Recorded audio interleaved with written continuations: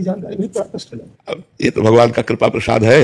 अब उसको भजन वृद्धि के लिए भगवान अपने जनों में पीड़ा देते हैं।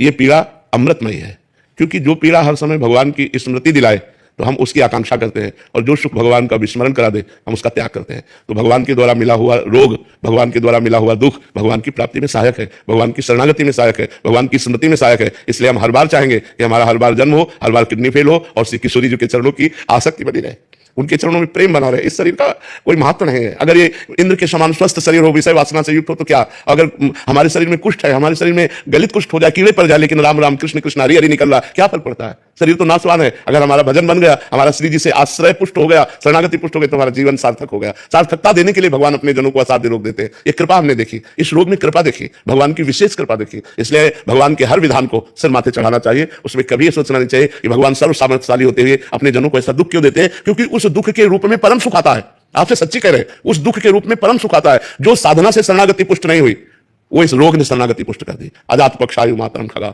अब मेरे में सामर्थ्य नहीं रही प्रभु, अब तो केवल आपका ही भरोसा है। पहले तो साधन का भरोसा था, अब केवल आपका भरोसा, केवल आपकी कृपा से ही। नहीं, हमारे में सामर्थ्य नहीं, मैं आपको भजन कर सकूं, आपकी सेवा कर सकूं, अब तो शरीर किसी लायक नहीं रहा। तो नाथ केवल मैं आपकी शरण में हूं, और आपकी कृपा को ही हमारा परम कल्याण कर सकती है, और हमारे में कोई सामर्थ्य नहीं है।